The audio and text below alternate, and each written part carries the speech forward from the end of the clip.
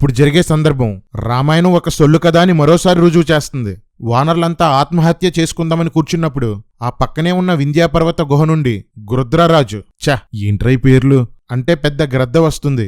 అతని పేరు సంపాతి. సీతను రావణుడు ఎత్తుకుపోతుంటే ఆపడానికి ప్రయత్నించి జటాయువు చచ్చిపోయాడు కదా, ఆ జటాయువు అన్నే ఈ సంపాతి. ఈ పెద్ద గ్రద్ద యొక్క రెక్కలు కాలిపోయి చాలా బలహీనంగా ఉంటుంది. అది వానరులతో సీత జాడ చెప్తాను అంటుంది. అప్పుడు సంపాతి వానరులకు సీత జాడ కోసం ఇలా చెప్తుంది. జాగ్రత్తగా వినండి, లాజిక్లు పట్టుకోండి. చక్కని రూపం కలిగి వివిధ ఆభరణాలు ధరించిన ఒక స్త్రీని దుర్మార్గుడైన రావణుడు తీసుకుపోతుంటే నేను చూశాను. ఆమె రామ లక్ష్మణ అని అరుస్తూ ఆభరణాలు తీసేస్తుంది. ఆమె పట్టుచీర కట్టుకుంది. తర్వాత ఆమెను లంకలో రాక్షసుల కాపలాలో ఉంచారు.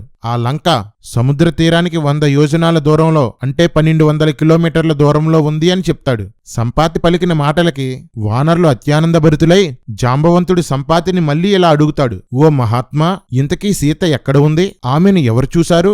ఎవరు తీసుకెళ్లారు? మాకు తెలుపవా అని అడుగుతాడు. ఒరే ఎర్రికుక్కలో 58వ సర్గలో ఆల్రెడీ చెప్పేశాడ్రా, మళ్లీ అడుగుతాడేంట్రా జాంబవంతుడు?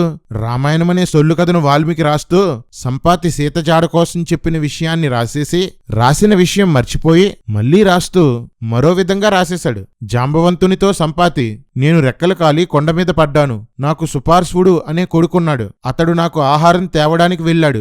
నల్లగా ఉన్న ఒకడు ఒక స్త్రీని ఆకాశంలోనికి తీసుకుపోవడం చూశాడు. అతడు రావణుడు. ఆ స్త్రీ సీత.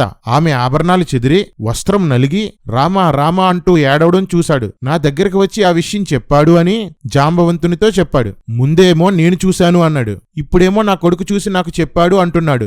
ఒరే ఎర్రికుక్కల్లారా, మీ రామాయణంలో తండ్రులు తేడా, తల్లులు తేడా, పుట్టుకలు తేడా, చావులు తేడా, పిల్లలు తేడా, హీరోలు తేడా, విలన్లు తేడా, వానరులు తేడా, ఆఖరికి పక్షులు కూడా తేడానే.